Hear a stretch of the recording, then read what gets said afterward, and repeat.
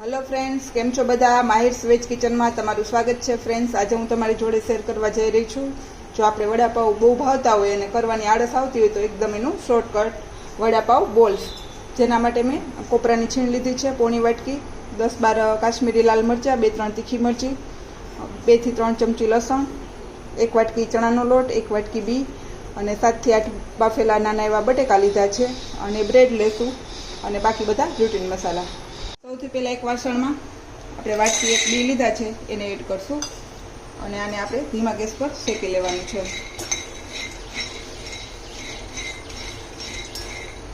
થોડી એવી ડિઝાઇન પડે એટલે આપણે એમાં મરચાં એડ કરી દઈશું અને લસણ પણ એડ કરી દઈશું।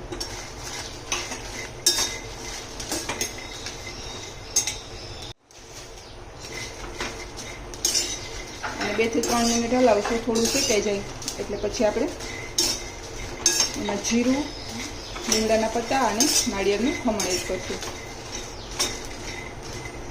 હવે આવું થોડું શેકાય એટલે આપણે એમાં જીરું એડ કરશું અને લીમડાના પત્તા એડ કરશું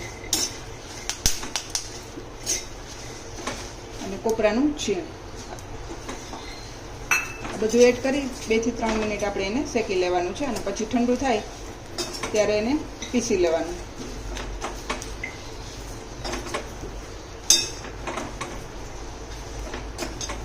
તો હવે આપણું મિશ્રણ છે એ સરસ 2 થી 3 મિનિટ થઈ ગઈ છે અને શેકાઈ ગયું છે। હવે આપણે એને નીચે ઉતારી અને ઠંડુ કરી અને પીસી લેશું। સુધી આપણું મિશ્રણ ઠંડુ થાય છે ત્યાં સુધી આપણે બટેકા લીધા છે અને આવી રીતે એકદમ છૂંદી લેવાના છે। હવે આપણે બટેકા ક્રશ કરી લીધા છે। હવે આપણે 10 થી 15 નંગ બ્રેડ લીધી છે મેં।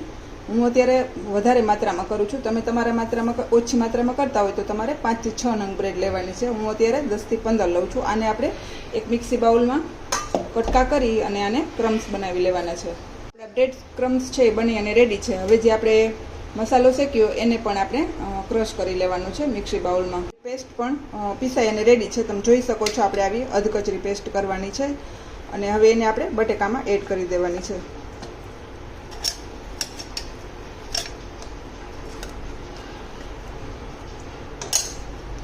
આપણે લીલી મરચી નાખશું।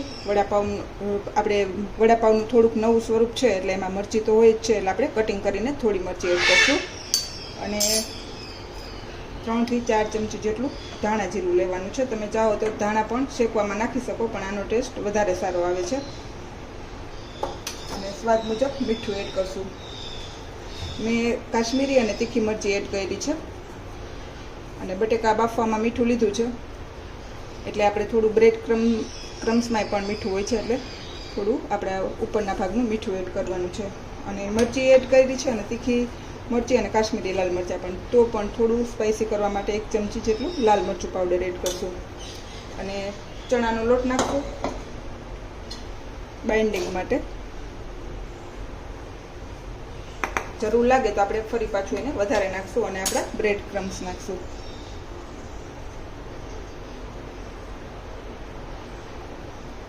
અને પછી એકદમ સરસ મિક્સ કરી લેવાનું છે।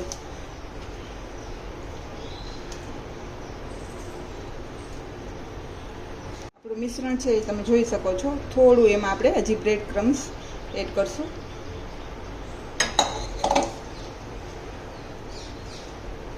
તો આ રીતે આપણે સરસ લોટ બાંધતા હોય એવું મિશ્રણ રેડી કરવાનું છે અને પછી આના આપણે નાના નાના સરસ એવા બોલ વાળી લેશું।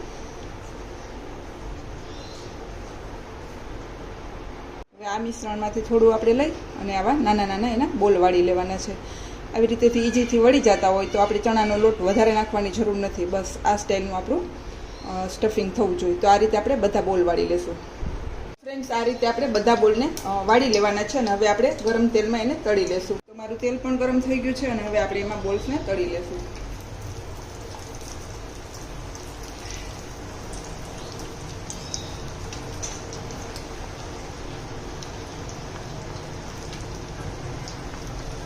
વડાપાવ બહુ ભાવતા હોય ને જ્યારે કોઈ આપણે બનાવવાની આળસ આવતી હોય તો ત્યારે આ એકદમ એનું શોર્ટ છે। ટેસ્ટ પણ એવો સરસ આવશે અને બની પણ જલ્દી જશે। આ રીતે આપણે ગોલ્ડન બ્રાઉન જેવા થાય ત્યાં સુધી વધારે થોડું ડાર્ક કરવાનું છે। આ રીતના થઈ જાય ત્યાં સુધી આપણે એને તળી લેશું। જોઈ શકો છો આપણા બોલ્સ છે એકદમ સરસ બ્રાઉન થઈ ગયા છે. આવા થઈ જાય એટલે આપણે એને બહાર કાઢી લઈશું. તો આ રીતે આપણે બધા બોલ્સને તળી લેવાના છે. તો ફ્રેન્ડ્સ આપણા બોલ્સ છે બનીને રેડી છે. આપણે આને પાર્ટી સ્નેક્સ તરીકે સર્વ કરવું છે. તો આપણે એમાં સ્ટીક ભરાવશું. તો આ રીતે આપણે બધા બોલ્સમાં સ્ટીક ભરાવી લઈશું. તો ફ્રેન્ડ્સ તૈયાર છે મારા વડાપાવ બોલ્સ. જો તમને મારી આ રેસીપી પસંદ આવે તો લાઈક કરજો, શેર કરજો અને સબસ્ક્રાઈબ કરવાનું ભૂલતા નહીં. Thank you, bye bye.